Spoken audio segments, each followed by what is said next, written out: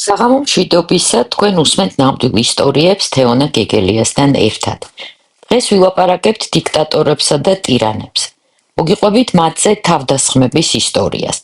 მადლობა ყველას, ვინც გვიყურებს, გვისმენს, იწორნებს და აზიარებს ჩვენს ვიდეოებს. მადლობა მათაც, ვინც გადაწყვეტს ჩვენ მხარდაჭერას და დაგვეხმარება ფინანსურად.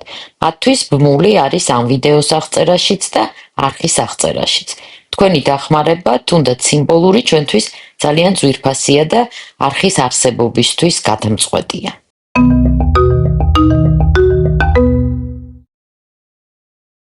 უძველესი დროიდან ისტორიამ ტირანებისა და დიქტატორი მმართველების თავიდან მოშორების უამრავი შემთხვევა იცის. ეს შემთხვევები იყო როგორც წარმატებული, ასევე წარუმატებელი. ზოგიერთ ასეთ მკვლელობას კი მიზნის საპირისპირო შედეგიც მოჰყვებოდა. ისტორიისთვის ცნობილია დემოკრატ მმართველებზე თავდასხმის არაერთი ფაქტიც და რამდენიმე ისეთი მკვლელობაც, რომლის მოტივიც დღემდე ამოუხსნელია. თავდამსხმელებს ხშირად რისხვა, უსამართლობის განცდა და ჩაგვრისგან გათავისუფლების იდეა ამოძრავებთ, მაგრამ მოტივებში არანაკლებ ხშირად გვხვდება ანგარებაც. ხდება გამოგონილი თავდასხმების ისტორიაც, როდესაც ტირანი საბაბს ეძებს ოპონენტებთან ანგარიშწორებისა და რეპრესიის კამპანიებისთვის. 1840 წელს ნაპოლეონის სიკვდილიდან 19 წლის შემდეგ, როდესაც მის ნეშტს მიასვენებდნენ წმინდა ელენეს კუნძულიდან პარიზში, აღმოჩნდა, რომ ის არ იყო გახრძნილი და ივარაუდეს, რომ ამის მიზეზი იყო დარიშხანი, რომლითაც გაჟღენთილი იყო მისი ორგანიზმი. რადგან დარიშხანს იმ დროს ძალიან ხშირად იყენებდნენ წამლების მომზადებისას, ვერსია თითქოს იმპერატორი საკუთარი სიკვდილით კი არ მოკვდა, არამედ მოწამლეს, ბოლომდე დამაჯერებელი არ არის. მაგრამ ასეთი ვერსია გაჩნდა და მას დღესაც საკმაოდ ბევრი ადამიანი იზიარებს. ასახელებენ მომწამლელსაც. თითქოს ეს იყო გენერალი მონტოლონი, მისი ადიუტანტი, რომელმაც უბრალოდ პირადი მიზეზით იძია შური იმპერატორზე. თითქოს ნაპოლეონმა მისი ცოლი შეაცდინა და მიზეზი იყო ეს და არა პოლიტიკა ან ნაპოლეონის დიქტატორობა. ერთი ძალიან საინტერესო ადამიანი, კანადელი ისტორიკოსი ბენ ვეიდერი, რომელიც ნაპოლეონის დიდი თაყვანისმცემელი იყო და დიდი აღფრთოვანებით და ბევრს წერდა მის შესახებ, თვლიდა, რომ იმპერატორის გვამი ბოლო დრომდე გაუხრწნელი იყო და ცდილობდა საფრანგეთის მთავრობისგან მიეღო კვლევის ჩატარების უფლება. ხოლო როდესაც მას უარს ეუბნებოდნენ, ის წერდა, რომ უფლებას იმიტომ არ აძლევდნენ, რომ მისი ვერსიით ნაპოლეონი ფრანგი მონტოლონის მოკლული იყო. მე რომ ვამბობდე ინგლისელების მოწამლულია, მაშინ უფლებას მომცემდნენო. ნაპოლეონი იყო იმდენად კაშკაშა და ძლიერი ფიგურა, რა თქმა უნდა იყო დიქტატორი მმართველი, მაგრამ ბევრი ისტორიკოსის აზრით თანამედროვე დიქტატორებს ვერ შეედრება, მათზე ბევრად ლიბერალი იყო. მისი მოკლის მსურველები მართლა ძალიან ბევრნი იყვნენ. და მოკლეს თუ მოკვდა, ოდესმე ალბათ ესეც გაირკვევა, მაგრამ იმ შემთხვევაშიც თუ კი საკუთარი სიკვდილით მოკვდა, ხოლო მასზე თავდასხმის ისტორიებიდან ბევრი მოგონილიც არის, ეს სტატისტიკაც მრავლის მთქმელია და მხოლოდ აჩვენებს დიქტატორების დამოკიდებულებას საკუთარი ძალაუფლების მიმართ.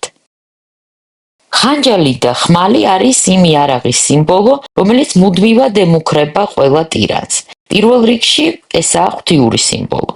ღმერთმა ჰეფესტომ, ცეცხლის და მჭედლობის ღმერთმა ძველბერძნულ მითოლოგიაში ოლიმპოელებისთვის გამოჭედა ბევრი ჯადოსნური რამ, მათ შორის ხმალი, უკვდავი ნემესისისთვის. ნემესისი ესაა ბედის და შურისკების ქალღმერთი ძველი ბერძნებისთვის. მასთან სხვადასხვა რამ ასოცირდებოდა, მაგალითად სასორი, რადგან ის პასუხისმგებელია სამართლიანობაზე, მისაგებელზე ჩადენილი დანაშაულისთვის. მათრახი, ის სჯის და ამიტომ. იმესის ჩვეულებრივ გამოსახავდნენ ფრთებით, რადგან შურისძიება უნდა იყოს მოქნილი და სწრაფი, რაც ცხადია ყოველთვის ასე არაა, მაგრამ ადამიანებს ამის იმედი აქვთ და მას ხშირად გამოსახავდნენ ხმლითაც. მსოფლიო ისტორიაში ყველაზე ცნობილი თავდასხმა დიქტატორზე, ეს არის იულიუს კეისარზე თავდასხმა და მისი მკვლელობა. მათაც კი, ვინც ბევრი არაფერი იცის ძველი რომის ისტორიის შესახებ, იციან, რომ არსებობდა დიდი მმართველი იულიუს კეისარი, რომელმაც ხელში ჩაიგდო ძალაუფლება, გახდა რესპუბლიკური რომის ერთპიროვნული მმართველი. იულიუს კეისარზე ვიდეო არის ჩვენს არხზე, ამიტომ ეხლა მხოლოდ მისი მკვლელობის ფრაგმენტზე შევჩერდებით. ადამიანების ჯგუფმა იმპერატორის ახლო გარემოცვიდან გადაწყვიტა მისი თავიდან მოშორება. ესეც საყურადღებოა, რომ თავდასხმებს ხშირად დიქტატორთან დაახლოებული ადამიანები აწყობენ. მის მკვლელობაში ბევრი ადამიანი მონაწილეობდა, მაგრამ ყველაზე ცნობილი მათ შორის არის მარკუს ბრუტუსი. ესეც იმის გამო, რომ მომაკვდავი კეისრის ბოლო სიტყვები იყო ცნობილი სიტყვები შენს ბრუტუს და იმის გამოც, რომ ბრუტუსი კეისართან ძალიან დაახლოებული ადამიანი იყო და მისი მოკლით არანაირ სარგებელს არ იღებდა, უფრო პირიქით. შეთქმულებს იმედი ჰქონდათ, რომ კეისრის მოკლით მთელი რომი ფეხზე დადგებოდა, მოხდებოდა აჯანყება, მაგრამ არაფერიც არ მოხდა. დაიწყო სამოქალაქო ომი და ბრუტუს მოუწევს რომიდან გაქცევა. საბოლოოდ ის და მეორე მკვლელი გაიუს კასიუსი იღუპებიან. ბრუტუსზე ისტორიაში ორი შეხედულება არსებობს. ერთნი თვლიან მას მოღალატედ, სხვები კი თავისუფლებისთვის მებრძოლად. ისტორიკოსების ნაამბობიდან ჩვენ ვიცით, რომ შეთქმულები ფორუმზე მივიდნენ ხანჯლებით, რომელსაც ტანსაცმელში მალავდნენ. შემდეგ ერთ-ერთი შეთქმული მიუახლოვდა კეისარს და მუხლებზე დაცემული სთხოვს ძმის გადასახლებიდან დაბრუნებას. კეისარი უარს ეუბნება, რის შემდეგაც ეს შეთქმული ეხება მის მუხლს, თითქოს ევედრება, სინამდვილეში კი ეს არის ნიშანი დანარჩენებისთვის. ამ დროს ყველა ამოიღებს ამ ხანჯლებს და კეისარს თავს ესხმიან. ეს ის ხატსურათია, რომელსაც კულტურა მუდმივად უბრუნდება, რომელსაც მუდმივად ლაპარაკობს ბევრი რევოლუციონერი, რომ ისინი ბრუტუსივით მოიქცევიან და გაათავისუფლებენ ქვეყანას თუ ხალხს ტირანისგან. მეორე, ასევე ცნობილი ისტორია არის ჟან-პოლ მარატის მკვლელობა. საშინელი კაცის, საფრანგეთის რევოლუციის ცნობილი გმირის, რომელიც იყო პროფესიით ექიმი და წესით ხალხისთვის უნდა ემკურნალა. ის კი სისხლის მდინარეებს მოითხოვდა, აფრქვევდა ზისხლს და მუდმივად ამბობდა, რომ რევოლუციის გამარჯვებისთვის სისხლის დაღვრა არათუ შეიძლება, არამედ აუცილებელიცაა. 1893 წელს უფრო ზომიერი რევოლუციონერები, ჟირონდისტები მის გასამართლებასაც შეეცადნენ მკვლელობებისა და ძარცვისკენ მოწოდებისთვის. მაგრამ მარატი გაამართლეს, ხოლო ჟირონდისტები პარიზელთა მასების დახმარებით იაკობინელებმა გააგდეს ეროვნული კონვენტიდან და ამის შემდეგ იწყება იაკობინელთა ტერორი. პარიზიდან გაძევებული ჟირონდისტები საფრანგეთში სხვადასხვა ადგილს აფარებდნენ თავს. ბევრი მათგანი ჩავიდა ფრანგულ კანში, სადაც ისევე როგორც ყველგან ფრანგულ პროვინციებში ხალხი იყო ძალიან დადრგუნული. რამდენიმე თვის განმავლობაში ცნობებით მეფის სიკვდილით დასჯის შესახებ. ამას დაემატა ჟირონდისტების მოყოლილი ამბები თუ რა ხდებოდა პარიზში და ერთი ახალგაზრდა დიდგვაროვანი გოგო, ძალიან მორწმუნე და ისეთი აღტკინებული შარლოტა კორტე იყიდის დანას და გაემგზავრება პარიზში მარატის მოსაკლავად. ეს მარატი იყო სუსტი ჯანმრთელობის ადამიანი, კანის დაავადებები აწუხებდა, ამიტომ სპეციალურ აბაზანებს იღებდა და აბაზანაშივე იღებდა სტუმრებს. აბაზანა ცხადია იყო დახურული. შარლოტა კორტე მივიდა მასთან მიღებაზე, თავიდან მას არ უშვებდნენ, მაგრამ შემდეგ თქვა, რომ ჰქონდა ინფორმაცია შეთქმულების შესახებ. ის შეუშვეს, მან გადასცა ეს თითქოს და შეთქმული ადამიანების სია მარატს და სანამ ის კითხულობდა, ამოიღო დანა და ჩაარტყა. მარატმა დაიყვირა, ხალხი შემოვარდა, ეს შარლოტა დაიჭირეს.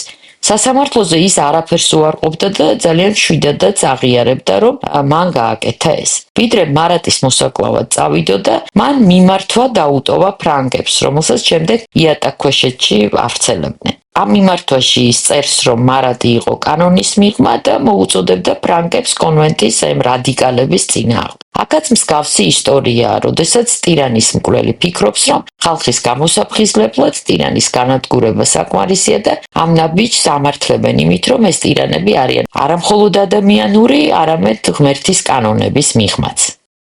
ტირანების მკვლელობის იდეას მსოფლიო კულტურა მუდმივად უბრუნდება და ერთ-ერთი ასეთი თავდასხმის ისტორია უკავშირდება ძველ საბერძნეთს. ის არ არის იმდენად ცნობილი როგორც იულიუს კეისარზე თავდასხმა, მაგრამ მნიშვნელოვანი ისტორიაა კულტურისთვის. ტირანის მკვლელი ბერძნები, ჰარმოდიუსი და არისტოგიტონი ცხოვრობდნენ ათენში, სადაც ძალაუფლება ხელში ჩაიგდო პისისტრატე. ლაპარაკია ძველი წელთაღრიცხვით მე-7-მე-6 საუკუნეებზე და გასათვალისწინებელია, რომ ძველ საბერძნეთში ტირანს აბსოლუტურად სხვა მნიშვნელობა ჰქონდა. ეს არ იყო აუცილებლად დესპოტი, არამედ იყო ადამიანი, რომელმაც უბრალოდ ძალაუფლება ხელში ჩაიგდო. მისი სტრატე ითვლებოდა კარგ გონიერ მმართველად, გონიერ ზომიერ ტირანად. მისი შვილები კი ჰიპია და ჰიპარქე, რომლებმაც მისგან მიიღეს ძალაუფლება, სულ სხვაგვარები აღმოჩნდნენ და თავნებობდნენ. როდესაც ჰიპარქემ საჯაროდ შეურაცხო ჰარმოდიუსის და ახალგაზრდებმა გადაწყვიტეს შურისძიება. ჰიპარქე მოკლეს, ხოლო ჰიპია გადარჩა და გაიქცა სპარსეთში. მოგვიანებით ის შეეცდება დაბრუნებას და სპარსებს გამოუძღვება მარათონის ველზე. მაგრამ მანამდე ჰიპარქეს მკვლელობის შემდეგ ტირანის მკვლელებს და მათ მეგობრებს დააკავებენ, აწამებენ. მერე ათენში დაიწყება არეულობა, ძალაუფლებისთვის ბრძოლა, მაგრამ გარკვეული დროის შემდეგ იქ დამყარდება დემოკრატია. ცხადია, ყველა თავდასხმას არ ჰქონდა ისეთი შედეგი და მიზნები, როგორც ჰარმოდიუსის და არისტოგიტონის თავდასხმას. და ისტორია მიცის ბევრი პოლიტიკური მკვლელობა, ჩადენილი მტრის შესაშინებლად, დასაქვემდებარებლად, შურის საძიებლად. მაგალითად, საფრანგეთში მე-16 საუკუნის ბოლოს უკვე დიდი ხნის დაწყებულია რელიგიური ომები, ჰუგენოტები და კათოლიკები ერთმანეთს კლავენ, ბართლომეს ღამე უკვე იყო. ამ დროს საფრანგეთის ტახტზეა ეკატერინე მედიჩის ბოლო გადარჩენილი შვილი ჰენრიხ მესამე. ის იყო კათოლიკე, მაგრამ ცდილობდა ზომიერი პოლიტიკის წარმოებას. რადგან კათოლიკების გულმხურვალე დამცველების ადგილი უკვე დაკავებული ჰქონდა ანრი დე გის, ბართლომეს ღამის ერთ-ერთ ორგანიზატორს.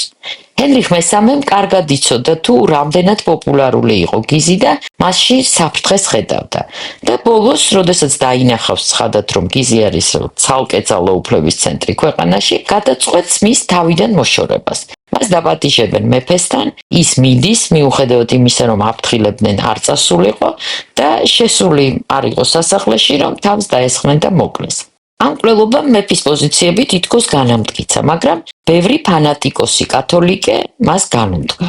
ამასთანავე, ჰენრიხ მესამეს არ ჰყავდა მემკვიდრეები და მეფობის პრეტენდენტი იყო მისი ყველაზე ახლო ნათესავი ანრი ნავარელი, ანრი მეოთხე, მისი ყოფილი სიძე-დის ყოფილი ქმარი. ანრი ნავარელი კი პროტესტანტების ლიდერია. ჰენრიხ მესამეს ერჩივნა ბალანსისთვის პროტესტანტებთან საერთო ენის გამონახვა, ამიტომ ანრი ნავარელს მოელაპარაკება, მასთან კავშირს გააფორმებს და გამოაცხადებს ტახტის მემკვიდრედ. ეს ფანატიკოს კათოლიკებს კიდევ უფრო განარისხებს. ამიტომ ფრანგი კათოლიკე ბერი ჟაკ კლემანი როგორღაც შეაღწევს მეფესთან აუდიენციაზე და მოკლავს მას. მოგვიანებით მოკლავენ ანრი მეოთხესაც, რომელიც იყო მეფე, რომელმაც დაასრულა რელიგიური ომები, ჰუგენოტებს დიდი უფლებები მიანიჭა, სწორედ ამის გამო მასაც ხანჯლით მოკლავს ფანატიკოსი კათოლიკე ფრანსუა რავალიაკი. არსებობს კიდევ ერთი ტენდენცია, რომელიც უკვე ვახსენეთ, როდესაც მმართველს მისი გარემოცვის წევრები, ახლობელი ადამიანები კლავენ, როგორც ეს მოხდა იულიუს კეისრის შემთხვევაში. ასეთი ისტორიებიც ბევრია და რა თქმა უნდა შემთხვევითი არ არის, რომ ნებისმიერ დიქტატორს ძალიან ეშინია თავისი გარემოცვის. ამიტომ აკეზებს ის მასთან დაახლოებულ პირებს ერთმანეთის წინააღმდეგ. მუდმივად აკონტროლებს სხვადასხვა დაჯგუფებებს, რადგან ეს ადამიანები ფიზიკურად ახლოს არიან მასთან. თუ კი მმართველი მეტნაკლებად დემოკრატიულია, ის გადის ხალხში, ხვდება მათ და ბოლომდე უსაფრთხო არც ეს არის, ბევრმა გადაიხადა ამის ფასი. მაგრამ ტირანი, როგორც წესი, არის სადღაც, თავს აფარებს გაუგებარ ადგილს, იზოლაციაშია, ბუნკერშია, ყველასგან დამალულია. ცხადი არავინ ამბობს, რომ ეშინია, ის უბრალოდ ყველაფერზე მაღლა დგას, დაკავებულია. ამის მიუხედავად არიან ადამიანები, რომლებსაც შეუძლიათ მას მიწვდნენ.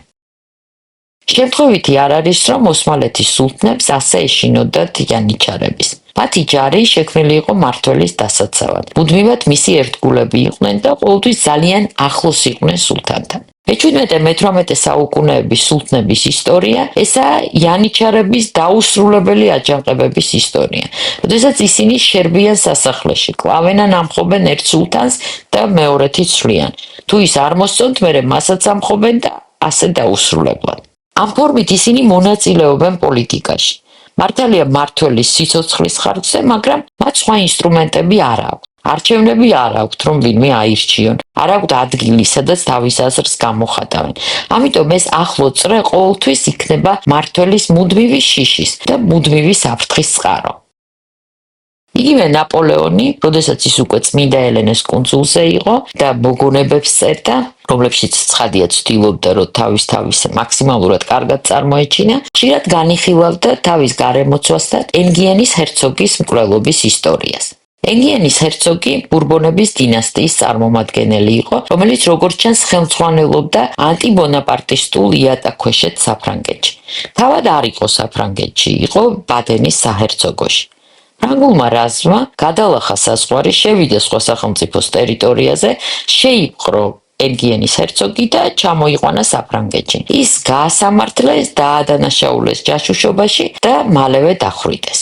ამ ფაქტმა მთელ ევროპას შოკი მოგვარა. ნაპოლეონი სხვადასხვა დროს სხვადასხვა რაღაცას ამბობდა, რომ თითქოს არაფერი იცოდა და ტალეირანმა მოაწყო ეს ყველაფერი, მაგრამ ბოლოს ელენეს კუნძულზე ის იტყვის, რომ მას ყოველ წუთს და ყველა მხრიდან საფრთხე ემუქრებოდა. უწყობდნენ შეთქმულებებს, რომ ყველა სამიზნე იყო, რევოლუციონერების, როიალისტების, ყველა რაღაცით მემუქრებოდა და თავს ვიცავდიო. ნაპოლეონზე და მე-19-20 საუკუნის მმართველებზე თავდასხმების ისტორიებში ბევრი რამ გაურკვეველია. ისტორიკოსებმა იციან, რომ ასეთი თავდასხმები იყო ბევრი. ზოგიერთზე ბევრი რამ იციან, სხვებზე საერთოდ არაფერი. ზოგიერთის შესახებ არსებობს ვარაუდი, რომ ისინი საერთოდ გამოგონილია. მაგალითად, ნაპოლეონზე ყველაზე ცნობილი და როგორც ჩანს ნამდვილი და არა გამოგონილი თავდასხმა მოხდა 1800 წლის 24 დეკემბერს სენ-ნიკეზის ქუჩაზე, პარიზში. ის ცნობილია ასევე სახელწოდებით ჯოჯოხეთური მანქანა და მოაწყვეს ბრეტანელმა შუანებმა, როიალისტებმა. გაამზადეს ეს ჯოჯოხეთური მანქანა, ეს იყო დენთით სავსე ღვინის კასრი, რომელიც მიამაგრეს ეტლზე და დადგეს ის ერთ-ერთ ქუჩაზე, სადაც ნაპოლეონს თეატრისკენ გზად უნდა გაევლო. ნაპოლეონის ცოლი დიდხანს ემზადებოდა წასასვლელად, ნაპოლეონს კიდევ დაგვიანება არ უყვარდა და ამიტომ დიდი სისწრაფით მიხავდა ისინი ეტლს თეატრამდე. რაც ამ თავდასხმელებმა ვერ გათვალეს და როდესაც ეს დენთის კასრი აფეთქდა, ნაპოლეონს ნაკაწრიც არ ჰქონდა, მაგრამ დაიღუპა ბევრი ადამიანი. დაიწყო გამოძიება და მალე გავიდნენ ორგანიზატორების კვალზე. ჟოზეფ ფუშე, ნაპოლეონის საიდუმლო პოლიციის უფროსი, ცდილობდა იმპერატორის დარწმუნებას, რომ ეს ყველაფერი მოაწყვეს როიალისტებმა, ბრეტანელმა შუანებმა. ნაპოლეონს კი მიაჩნდა, ან სურდა, რომ ასე ყოფილიყო, რომ დამნაშავეები იყვნენ იაკობინელები. დაიწყო ამ იაკობინელების დაკავებები, რამდენიმე სიკვდილი მიუსაჯეს. 130 იაკობინელი კი გააძევეს ქვეყნიდან. არა და ამ დროისთვის უკვე ცხადი იყო, რომ ისინი არაფერ შუაში იყვნენ. ასე გათავისუფლდა ის ამ მემარცხენე ოპოზიციისგან, რომელიც იმ მომენტში საფრთხედ მიაჩნდა. დასაჯეს როიალისტებიც, ანუ ყველას ერთდროულად გაუსწორდა. აბსოლუტურად გაურკვეველია სტალინზე თავდასხმის საქმეები. ძალიან ბევრია ასეთი აღიარებებით დახვრეტილი და გადასახლებული ადამიანი, მაგრამ ისტორიკოსები მათ წყაროდ ვერ იყენებენ. იყო თუ არა სამხედროების შეთქმულება სტალინის წინააღმდეგ 1935 წელს თუ მას ამ სამხედროების თავიდან მოცილება სურდა. ფაქტია, რომ არანაირი მკვლელი ექიმების შეთქმულება არ არსებობდა, რომლებიც 1952 წლის შემოდგომაზე დააპატიმრეს. არსებობს ვერსია, რომ ბერია ხშირად თავდასხმების ინსცენირებას აწყობდა და სტალინთან თავს იწონებდა მსგავსი საქმეების გახსნით. რამდენჯერმე დააპატიმრეს ადამიანები, რომლებსაც თითქოს ჰიტლერის მოკლა სურდათ. ყველაზე ცნობილია გერმანელი ოფიცრის კლაუს ფონ შტაუფენბერგის და მისი თანამებრძოლების თავდასხმა 1954 წლის 20 ივლისს. მაგრამ მანამდე იყვნენ ასევე ცალკეული ადამიანები, რომლებიც ასევე შეეცადნენ ასაფეთქებლის დამონტაჟებას ლუდის დარბაზში მიუნხენში, სადაც ჰიტლერი სიტყვით გამოდიოდა. ბევრი თავდასხმა იყო მუსოლინის, რომლის შემთხვევაშიც ისტორიკოსებს რჩებათ შტაბეში რომ ეს თავდასხმელები ფსიქიკურად ჯანმრთელები არ იყვნენ. 1961 წელს მოკლეს მე-20 საუკუნის ერთ-ერთი ყველაზე სასტიკი დიქტატორი, სულ ცოტა ლათინური ამერიკის ისტორიაში, რაფაელ ტრუხილიო, რომელიც მართავდა დომინიკელთა რესპუბლიკას 3 ათეული წლის განმავლობაში. და მიუხედავად იმისა, რომ იყო საშინელი ადამიანი, მკვლელი, სადისტი. ქვეყანაში საკმაოდ დიდი მხარდაჭერა ჰქონდა. მისი საიდუმლო პოლიცია საოცრებებს ჩადიოდა. ადამიანებს შესაჭმელად უგდებდნენ ზვიგენებს, წვავდნენ ელექტროსკამებზე და ასე შემდეგ. მისი ოჯახი საოცრად კორუმპირებული იყო. ცოლმა დიდი რაოდენობით ფული გაიტანა შვეიცარიაში, შემდეგ კი დემენციით დაავადდა და მისი შვილები ანგარიშის კოდების გარეშე დარჩნენ, მაგრამ საკმაოდ დიდი ქონება შეინარჩუნეს. ტრუხილიო მოკლეს ღამით საკუთარ მანქანაში. ადამიანებმა, რომლებიც მისი გარემოცვიდან იყვნენ და წლების განმავლობაში ერთგულად ემსახურებოდნენ. რაფაელ ტრუხილიოზე თავდასხმის შესახებ არის დიდი პერუელი მწერლის მარიო ვარგას ლიოსას წიგნი ვაცის ნადიმი. ტრუხილიო ხელისუფლებაში მოსვლისას ძალიან დიდი მხარდაჭერით სარგებლობდა. ის უყვარდათ და მათ შორის მათაც, ვინც 1961 წელს მის მოკვლას გადაწყვეტს. მკვლელობის შემდეგ ამ თავდამსხმელებს დაიჭერენ, აწამებენ და დახრეტენ. შემდეგ სამოქალაქო ომიც იქნება და ბოლოს რეჟიმი დაემხობა, მაგრამ უცებ ეს არ მომხდარა. იმ არანორმალურ დაძაბულობას და სიშლეგეს, რაც დღევანდელი მსოფლიოს აბსოლუტურად სხვადასხვა კუთხეებშია, მოსდევს ის, რომ დიქტატორებზე თავდასხმები გრძელდება და დიდი ალბათობით გაგრძელდება კიდეც, როდესაც ადამიანებს პოლიტიკაზე გავლენის სხვა ინსტრუმენტები არ აქვთ. ამას ტექნიკური პროგრესიც ემატება, ხანჯალი და ხმალი მოდაში აღარ არის. მაგალითად, ვენესუელის პრეზიდენტ მადუროზე, რომელიც ბოლო დღეების ყველა საინფორმაციო ყურადღების ცენტრია და ერთღამეში ამერიკულ ციხეში აღმოჩნდა, რამდენიმე წლის წინ დრონების საშუალებით თავდასხმის მცდელობა იყო. ის მაშინ გადარჩა, მაგრამ ადგილზე ადამიანები დაშავდნენ, იყო ნგრევაც. დღეს ის ამერიკის ტერიტორიაზეა და არავინ იცის რა ელის, როგორც ჩანს, კარგი არაფერი. შესაძლოა რაღაც საშუალო სადამ ჰუსეინის და მუამარ კადაფის ბედს შორის. დემოკრატიულ სახელმწიფოებში მიუღებელ პოლიტიკასთან დაპირისპირების ბევრი გზა არსებობს. ქუჩაში გამოხვალ, სტატიას დაწერ, დეპუტატს მიმართა, მაგრამ არც დემოკრატიული სახელმწიფოების მმართველები არიან დაცულები. ამერიკის პრეზიდენტებიდან 4 მოკლულია. ყველაზე ცნობილები მათგან არიან აბრაამ ლინკოლნი და ჯონ კენედი. ორივე ძალიან კაშკაშა ფიგურა იყო და იწვევდნენ წინააღმდეგობრივ გრძნობებს, ყავდათ ფანატიკურად განწყობილი მომხრეებიც და მოწინააღმდეგეებიც. მაგრამ იყვნენ მმართველები, რომლებსაც რაღაც აბსურდული მიზეზებით ესხმოდნენ თავს. 1891 წელს მოკლეს ამერიკის პრეზიდენტი ჯეიმს გარფილდი, რომელსაც არაფერი განსაკუთრებული არ გაუკეთებია და პრეზიდენტიც სულ რაღაც რამდენიმე თვის განმავლობაში იყო. ის მოკლა ვინმე ჩარლზ გიტომ, რომელიც იყო ძალიან უიღბლო ადამიანი. სულ რაღაცას ცდილობდა, მაგრამ არაფერი გამოსდიოდა. ბოლოს პოლიტიკით დაინტერესდა და გარფილდის სასარგებლოდ აგიტატორობდა.